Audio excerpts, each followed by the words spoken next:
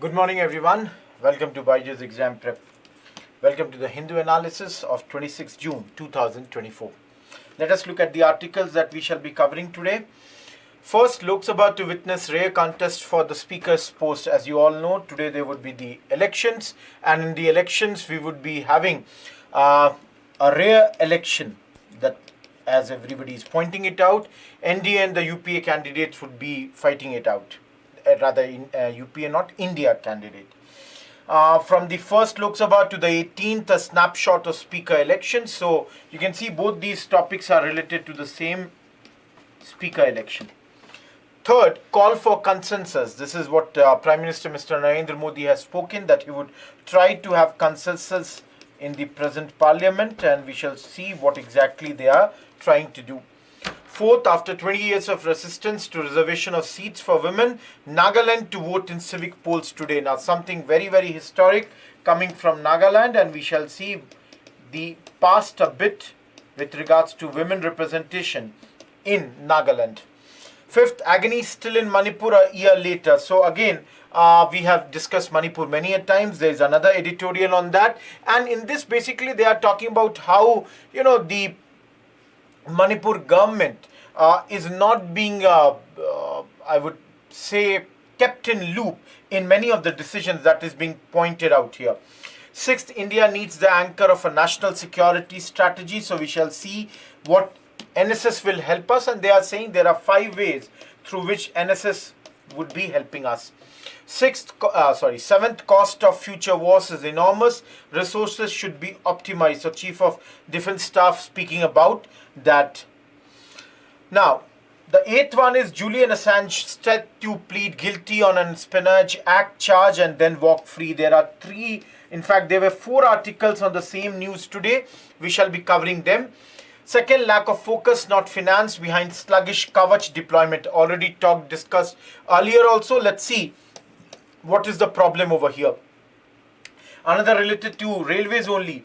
Railways to bring down speed of select Vande Bharat Gatiman Express trains. So we shall see what exactly is happening here. Fourth, water stress can hurt credit profile. Very, very important news, and very sad news how the water profiling, water stress is increasing in India. Fifth, finance minister must raise road tap outlay. We shall see that small scheme, what exactly it is doing.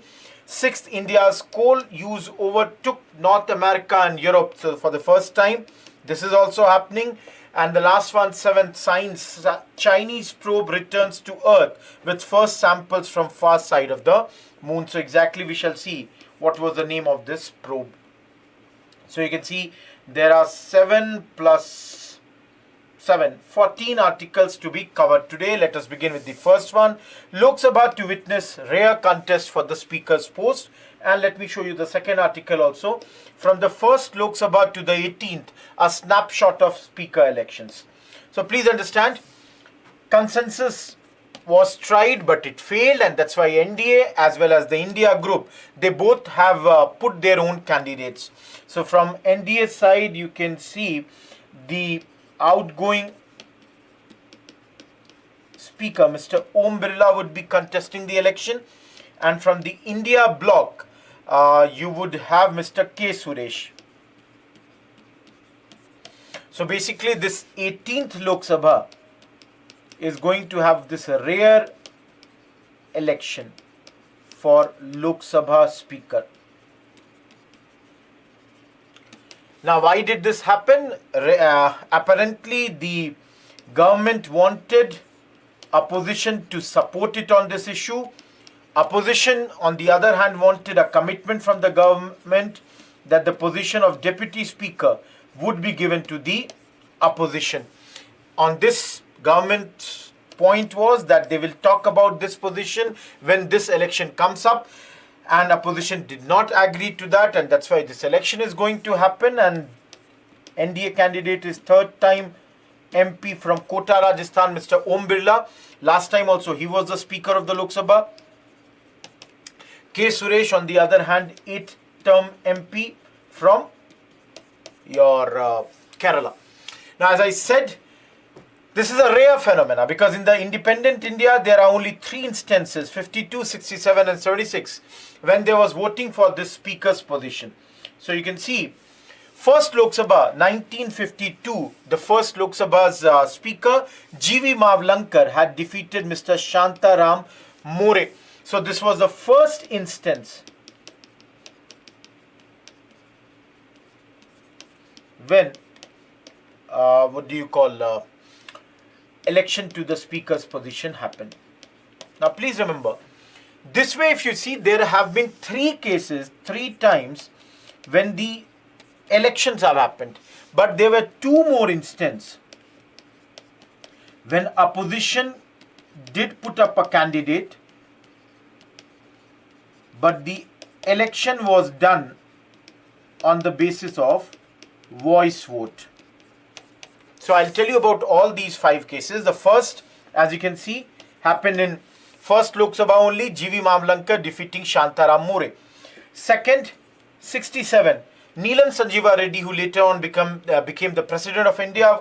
He was fighting on behalf of Congress, won against Teneti Vishwanathan, whose candidature was supported by even former Prime Minister, late Atal Bihari Vajpayee, then as an MP. Finally, in 1976, during emergency, the 5th Lok Sabha, Baliram Bhagat was elected Speaker against a competing claim by Jagannath Rao Joshi of Jansangh. Basically, what had happened was Mr. B. Bhagat had been elected as a cabinet minister, had been appointed as a cabinet minister. So the position of Speaker was vacant and this election took place. As I said, 3 times elections took place, but there are 2 more times when opposition did put up a candidate, but then this was done through voice vote.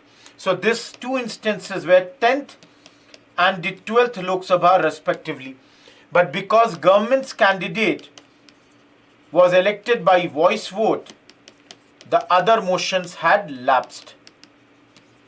So clearly, please remember, the previous instances of election of Lok Sabha Speaker, 3 times, I have given you all the 3 and the 2 times when the voice votes were done. So these are 2 important news with regards to Speaker, with regards to Speaker's election. Moving ahead, the third one is also coming from Lok Sabha, call for consensus. Now basically if you see here, as I said, Prime Minister Mr. Narendra Modi, he talked about that his government would govern according to governance in the according to consensus in the 18th Lok Sabha. This is NDA speaking. This time the opposition is the India bloc, and if you see the India bloc,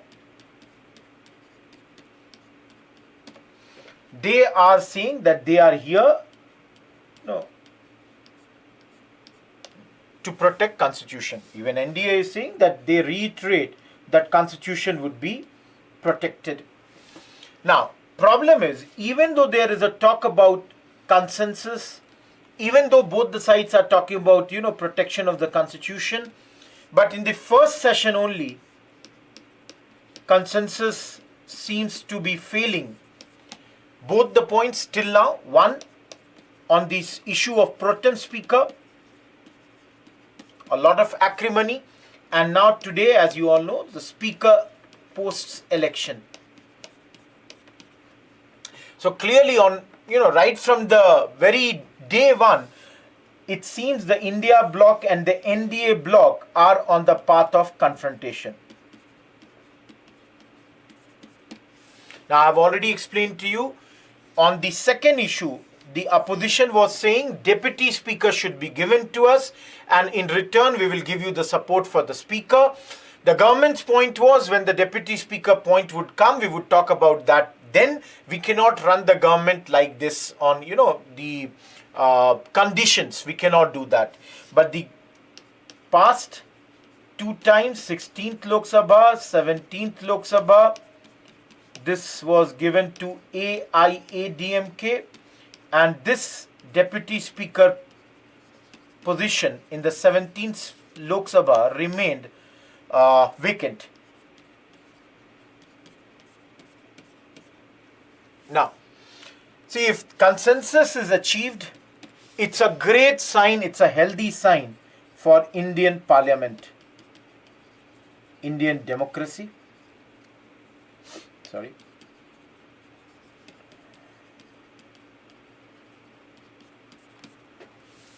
Consensus can be achieved on many things. It cannot be achieved on many things also, but then as long as it is achieved, it would be great. So that's the thing that is being talked about in this. Moving ahead, let us go to the fourth topic, and Nagaland, very, very important, topic here. See, basically what is happening is Nagaland, after almost 2 decades, is going to vote for urban local bodies. And the more important thing is, this is the first time the civic polls would have 30, I'm sorry,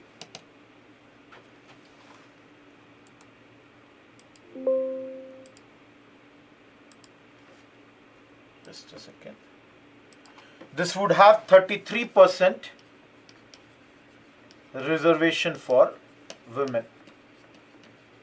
So you can see I have mentioned this point here also. Now the thing is, as far as Nagaland is concerned, it has 16 districts. But this urban local bodies would be contested in only 10 districts. Because in the other 6 districts, which are the eastern districts of Nagaland, Eastern Nagaland People's Organization, they have called for a non-participation of this council elections. So please understand, even though there are 16 seats, 16 districts, only 10 districts would be having the elections right now. Many candidates have already been elected unopposed and all that, but then the historic thing is this one. Nagaland Municipal and Town Council Act. This was passed in 2001, but then it did not have the provisions for 13% reservation for women. This was not there. This is the requirement under Article 243 and 243T, and that's why it was amended in 2006. Now, before amendment only in 2004, there was, elections that were done here without the reservation of the seats, because at that point, many people felt that this was a special provision under which Nagaland is, governed 371A, and this reservation is undermining this 371A. But later this reservation was provided. And the great thing is, these polls, as you can see, they are historic. Why? Because again, Nagaland Municipal Act of 2003 was passed in November last year. This was done after Supreme Court directed the government to complete this urban local body process, election process, by April. Now this poll, again I'm saying, is historic because already we have seen in Nagaland that the first women to the Rajya Sabha from Nagaland was elected in 2022, and 2 women were elected as MLAs in the assembly in 2023. So this is something which is very, very historic that is coming out from Nagaland. Moving ahead, let us see page number 6. Agony still in Manipur a year later. Editor, Imphal Review of Art and Politics, Mr. Pradeep Panjabam is writing this thing. My pronunciation might be wrong about his second name. Now, see here, what has happened is, recently, on June 17th, a very high-level security meet was organized in New Delhi. It was chaired by Honorable Home Minister Mr. Amit Shah. Now the thing was, in this there was an exclusion of the Manipur Chief Minister N. Biren Singh. Along with him, also were absent officers from Manipur's stakeholder communities. Now please understand, such a high level meeting, in the backdrop of the violent clashes that have been going on in Manipur for now more than a year between Kuki-Zo tribes and Meitei tribes. And you all know, no respite to this even after a year. So when this meeting was organized, many people thought that maybe now the central government would think of imposing the precedent rule as far as the state is concerned, though this was a suspicion and that's removed. In this meeting, Mr. Manoj Pandey, the Indian Army Chief, Lieutenant General Upendra Dwivedi, who is going to be the next Army Chief, Home Secretary Ajay Kumar Bhalla, and Intelligence Bureau Director Tapan Kumar Deka, they all had joined. They were from the central government. From the state side, Director General of Police, Mr. Rajiv Singh, and Security Advisor Kuldeep Singh, who were both brought from outside the state and appointed in this state, they were present. So now, please understand, you don't have to remember any of these. What the author is trying to say is that a high-level meeting was organized, on Manipur it was organized, chaired by Honorable Mr. Amit Shah, had your people from Army, senior officers, Army Chief, the next Army Chief, the DGP of Manipur, Security Advisor, Home Minister, your Home Secretary, Intelligence Bureau Chief, everybody is there, but the Chief Minister of Manipur was not there. Officers from, Manipur stakeholder communities were not there. And very soon after this meeting, another meeting was done between Mr. Amit Shah and the governor of the state, Anusuya Uke. So, because of this, there was a suspicion that maybe the government would think about bringing the precedent rule. But then, as I said, that is, premature, and that has been, dropped. There is no view about that. Apart from this, there were some other things. Mr. Biren Singh, the Chief Minister of Manipur, was unceremoniously removed from the customary chairmanship of the unified command of the different security establishments in the state by an order of the governor on May 31st, 2023, almost a year ago. Only his power to summon meetings of this body was retained. So if you see here, this shows that just after the violence, because the violence began in May, and in May only he was removed, it clearly showed that state government was not in charge. And there were rumors, as I said, that Article 355 may be imposed, though that was, denied later. Now, later, you all can understand now. Let me take another page. Already, 1 year has passed. In the last 1 year, Honorable Home Minister had come to Manipur on this day, but then violence continued.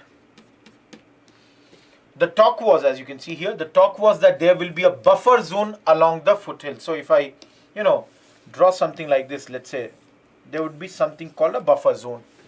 So what the idea was, that let's say this be the Imphal Valley, and let's say this be the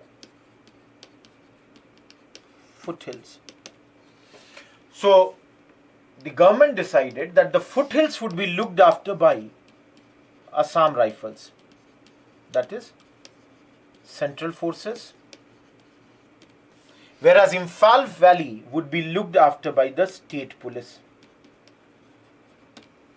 Now, the writer says, the author says that this might have been well-intentioned, that this intentions would have been correct. But what happened is, it was ill-conceived.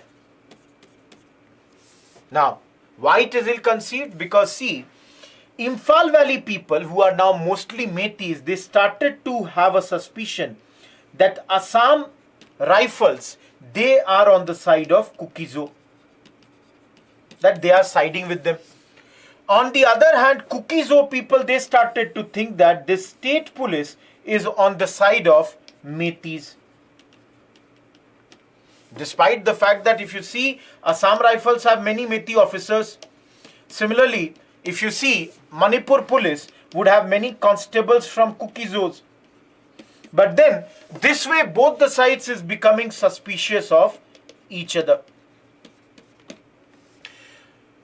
In 1 year, 225 people have been killed till now in this violence. 115 are Kuki-Zos, 102 Metis and 8 from other communities. Similarly, when it comes to displacement, the numbers are almost same. So if you see, this loss is equal on both the sides. And all this loss, in spite of the fact that in the last 1 year, Manipur has around 70,000 forces. Both central as well as state. And yet, in spite of all this that has taken place in Manipur, there is no respite. No respite. People are unhappy, and that they have shown through their voting also, where BJP lost both the seats of Manipur this side, or this time in the elections. So, the, author here is suggesting that so many properties, so many lives, they have already been lost. And if you think in this manner, this loss is on both the sides.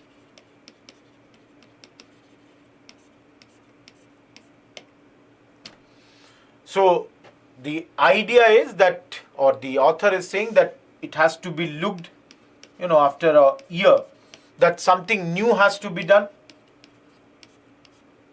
And there is no other way. The methods that have gone on till now, they have to be changed now. That's the, article talking about. Now, Mr. Arjun Tarapur, research scholar at Center for International Security and Cooperation at Stanford University, US, senior non-resident fellow at the Australian Strategic Policy Institute. India needs the anchor of a national security strategy. So, national security strategy. So, basically, the author is saying that the present NDA government, they have many questions right from the beginning. Questions are whether India should build another aircraft carrier or not. How does India maintain its strategic relations with US? How does India compete with China? And on top of that, the fact that there is a coalition government at this point of time. How will the present NDA government manage this? So he is saying, the author is saying that the correct thing would be if India commits to a national security strategy. And he says that many powerful countries, many powerful states, they already have this NSS. The problem is India does not. So many of the decisions, they are haggled between the different military services, many plans, many priorities, they get stuck, and India cannot be, cannot afford to have this thing. India cannot be reactive in the world which is full of strategic risks. That's why the author is saying that India should go for a well-regulated NSS which would have 5 critical benefits that it currently lacks. 1, 2, 3, 4, 5. 5 benefits. I've written all the 5 benefits for you. The first one, the author says, it would force the government to undertake a comprehensive strategic assessment. So please understand. strategic assessment. Assessment is what? Review.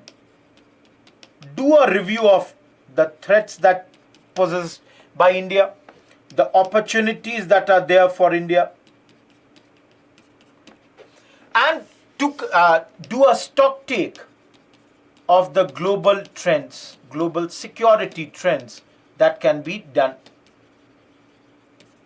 So if India does this periodic review, India would keep on seeing what are the challenges. For example, let's say Chinese Navy.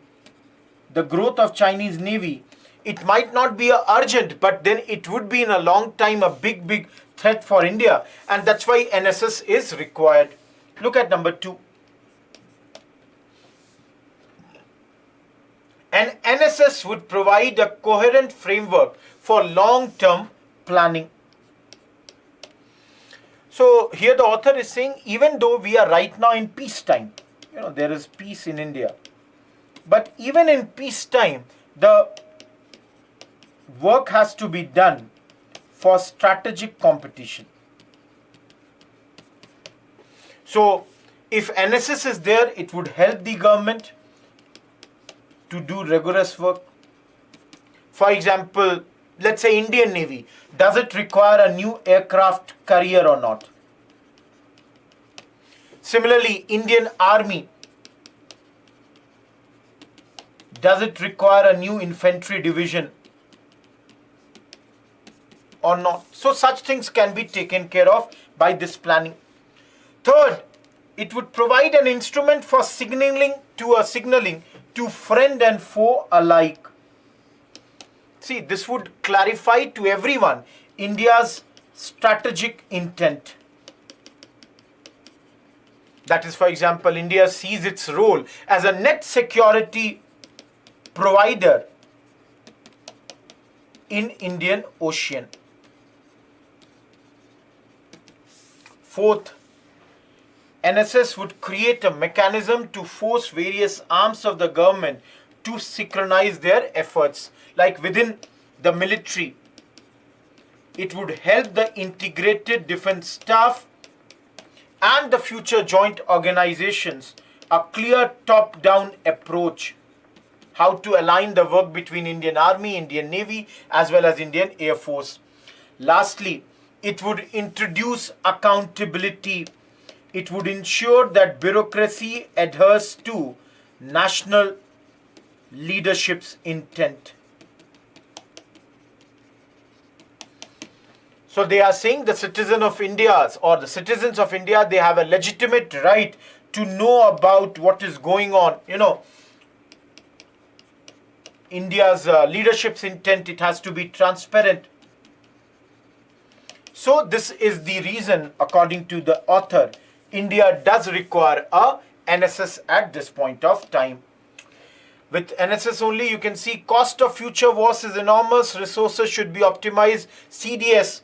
So you can see General Anil Chauhan, what he's saying, that future wars would be very, very costly. And that's why we need to optimize resources as well as manpower. We need to bring efficiency when it comes to weapons. So here, he says before the talks that are going on that there should be a fusion between civil and military resources, CDS says there should be a fusion between Army, Navy and Air Force. Please remember, this year there was a prelims question on CDS.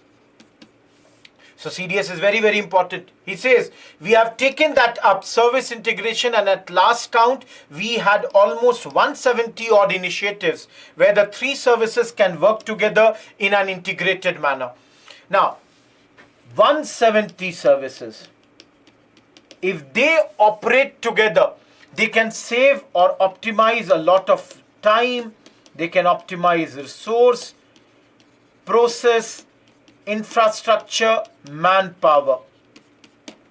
And this all, Mr. Anil Chauhan, General Anil Chauhan was speaking at the, a seminar or at the culmination of WASP. Now, what is WASP? Please understand. Warfare and Aerospace strategy program. So please see here, WASP is a strategic education program of 15 weeks that was started in 2022 to provide participants with a deep understanding of the geopolitics, grand strategy, and comprehensive national power. It is conducted by IAF along with the College of Air Warfare and the Center for Air Power Studies. Now, please understand, in this WASP only, if there is a scholar warrior, if anyone asks what exactly is a scholar warrior, he or she is a military personnel who combines intellectual acumen with combat prowess in present days complex and dynamic security environment. So if there is a somebody whom you are considering as a WASP, so he would be a military personnel who is intellectually has a lot of acumen and also is great when it comes to combat process or prowess in the present complex dynamic security environment. So you can see what I have written here is there in this slide.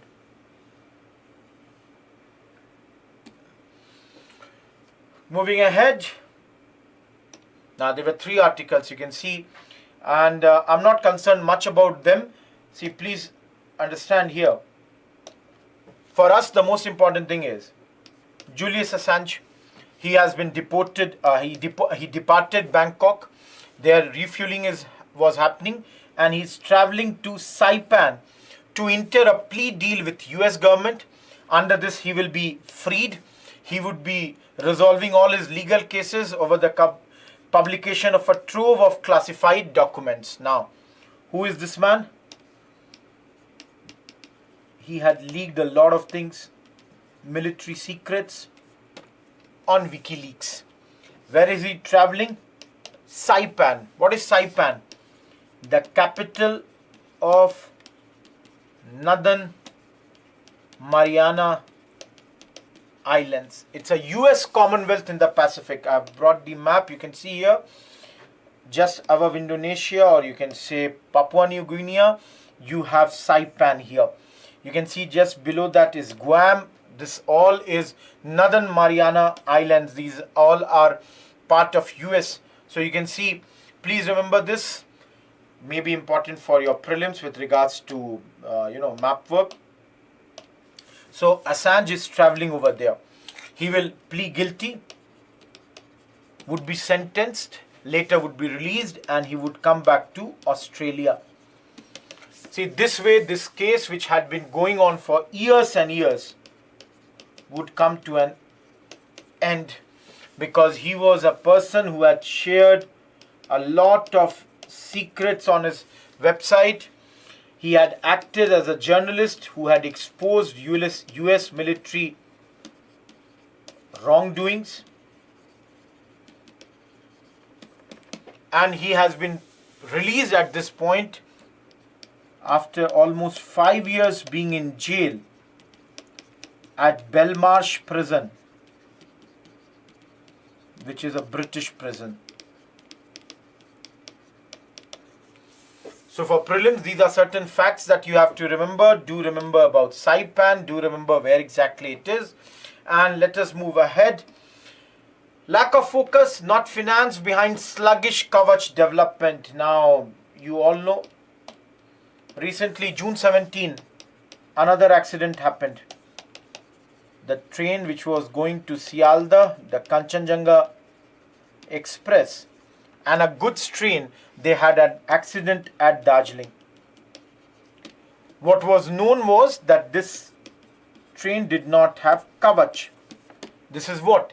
India's automatic train protection system. Now, see, I've already covered this 2 times, but then there were some facts that came out of this article, so I'm covering it again. Number one, they say on an average 80 people are killed annually in train collisions in India. Mr. Vaishnav, who is our railway minister, is already reviewing the progress of this advanced versions of Kavach 4.0. But this article says why Kavach is not being installed in all these routes and in the trains. It is not because of the money. It's not about the money, but it is the pace. Now, please see here. I have written everything important over here, but then we have already explained this, that how does Kavach, work. Kavach can warn the loco pilots if the train is at risk of overshooting a red signal. We had talked about the three systems that Kavach requires. That is RFID tags on the track, engine setup with this. So here in this article they have talked about how much is the cost of installing this Kavach. So just give me a second. See here. As I said, data shows that availability of fund is not the worry for implementation of Kavach. What is the problem? The problem is the pace at which it is being deployed. If Kavach would have been deployed, it would have warned the trains which are overshooting the signals at red. Now, as I already told you, it has the capability, it also has the capability of automatically applying the brakes if the loco pilot fails to reduce the speed below a certain limit. So automatically also it can come into being. I told you how does it work. There are three systems. Number one, you need RFID. These tags are placed on the track. Number two, there is an engine setup with the RFID readers, a computer and brake interface equipments. And third, there are radio towers installed at railway stations. So you can see this is the mechanism through which this Kavach operates. Now, if you talk about the cost, see here. The article says to install Kavach in the track, including station equipment, it is 50 lakh rupees per kilometer. And it costs 70 lakh to fit the equipment in one engine. Now, the author says that, there are 68,000 kilometer railway line in India. If every kilometer costs 50 lakh, you can easily multiply it. It comes out to be 34,000 crore. And if 70 lakh is for one engine, India has 15,200 diesel plus electric engine, multiply it with 70 lakh, this comes out to be 10,640 crore. Add this 34,000 crore plus 10,640 crore, how much does it take? It is 45,000 crore to implement this system across all the tracks and in all the engines. Add to that requirement of skilled labor, specially designed equipment, traffic diversion during implementation. Assuming a 10-year window for deployment, it says that the yearly cost would be 4,500 crore. Now, 4,500 crore would be per year. Now, in this article, it is saying that capital expenditure budget of the railway in the last few years has gone to 2,52,000 crore. They say even if you assume that there is no increase in this amount, the yearly cost 4,500 crore out of this 2,52,000 crore is what? 2% of capital expenditure. Clearly, it shows that implementing Kavach even for a 10-year period at a rate of 4,500 crore per year, it's hardly 2%. So clearly, availability of funds should not be an issue. It's a very small amount. But then they are saying that the current rate is very, very sluggish. If you look at field trials, it began on February 2016. 3 firms were given approval to provide the supply the equipments. Kavach was adopted as our system, ATP system in July 2020 also. And till now, Out of 68,000 kilometer that we have, only 1465 kilometer has got Kavach. So everyone, you can just imagine, we have 68,000 kilometer lines, 1465 kilometer, that is only 2% of the railway lines.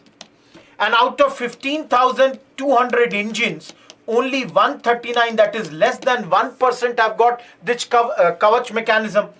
So, if we take this rate, and even if we think that whatever was done in the last 4 years was done in 1 year, it would take another 46 years to have this on all the routes, another 100 years to have this on all the engines. So what this article is trying to say is that clearly the pace is very, very slow when it comes to installation of Kavach, when it comes to Indian railways. That is the crux of this particular article. Moving ahead, another news: Indian Railways will soon cut down maximum speed of premium trains, including Vande Bharat and Gatiman Express, from the present 160 and to 130 on select routes to ensure safety. So please understand, this is all being done for safety, and invariably if the speed is getting reduced, run time would increase by 25 to 30 minutes, and there would be a change of timing of 10 minutes on Superfast Express on these routes. Now, why is this being reduced? This is related to previous one only. The thing is, because of the increasing number of accidents across the country. And the senior officer also says this is because of the failure of train protection and warning systems on Delhi, Agra, Jhansi route. This is the reason that this has been decreased. When this was asked that whether it would be done in every place, it was mentioned, you can see, asked if the reduction in speed was due to increasing number of accidents in the order was issued within a week of Kanchenjunga Express accident. Senior officer said, yes, the failure of train protection and warning system on this route is the reason for this. And most of the routes, Vande Bharat is now operating on 130 only, except for Delhi Kanpur route, which is operating at 160 km per hour. Moving ahead, water stress can hurt credit profile. Not a great news for economy and not a great news for India from the environment perspective. Moody's ratings have warned that India's growing water shortage and increasingly frequent climate change driven natural disasters amid a rise in consumption and rapid economic growth could negatively impact the country's sovereign credit strength. Please understand, India's present rate is Baa3 stable, which as per Moody is the lowest investment grade rating. And Moody is saying if the water stress continues, if the water supply drops, because India is heavily reliant on monsoon rain, what it would do is, it would increase the inflation, it would decrease the income for the businesses and communities, and all this would lead to social unrest. Now, one very important fact that comes out, Moody says, India is one of the sovereigns that is most vulnerable to risk associated with water management. India has the poorest access to basic services, including water, amongst the G20 economies. India's fast economic growth, accompanied by rapid industrialization as well as urbanization, is reducing water availability in the most populous country. Look at the numbers. Our annual water availability is likely to drop to 1367 cubic meters by 2031 from present day 1486 that was in 2021. Moody says a level below 1700 cubic meters indicates water stress, and if it goes below 1000 cubic meters, it would be water scarcity. This is according to Water Resources Ministry. So not a great news coming. So this has to be something that has to be looked into very, very quickly. Moving ahead, another scheme. Finance Minister must raise road tip outlay. Please understand. Just remember about this scheme. The remission of duties and taxes on export products, road tip scheme. It is a key initiative by Government of India. What it does, it aims at refunding the various embedded taxes and duties on exported products. Since its inception in January 21, when it was started, this scheme has already provided support accounting to this many crores to more than this many items at 8-digit ITCHS code level. So please remember, road tip scheme, it is returning the money or the taxes which have been taken by GOI on the exported products. So just remember this much. Another one-liner topic for prelims.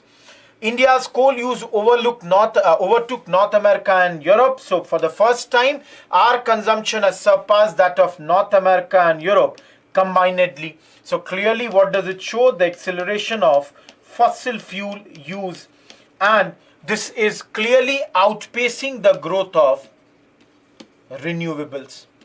Please understand, it's not only for India that it is happening. Many African nations also, they are going through the same thing. Last topic for the day, very important from prelims perspective. Chinese probe returns to Earth with first samples. What is the name of this? China's Chang'e 6 probe has returned samples which includes 2.5 million year old volcanic rocks and other material. Please understand, this had gone on the far side of the Earth, and this is known for the mountains. It impacts craters, contrasting with the relatively flat expanses which is seen to us. So moon, one side which is visible to us, is relatively calmer, flat. The other side which is far away from us, which is visible from the outer space, has the mountains, has the craters, and China had gone on the far side. Now, far side moon has south pole known as Aitken Basin, an impact crater that was created around 4 billion years ago. In the past, US has gone there, Soviet missions have gone there, they have collected samples, but they have collected samples from the near side. China mission is the first that has collected samples from the far side. So please remember this for prelims. Apart from all of this, the two main questions for the day: explain the need for a national security strategy for India and present a framework for it in the light of India's current security needs. 250 words, 15 marks. Question number 2, the growing water crisis in India may have a negative impact on India's sovereign credit rating. Analyze, 250 words, 15 marker. Rather make it 150, 10 marker. It's written 2 times, so cut this, make it a 10 marker. So these are the 2 questions for the day. The first one is from the internal security perspective, second one from economy perspective. Do attempt it, and let's meet again, same place, same time tomorrow. Till then, goodbye, thank you.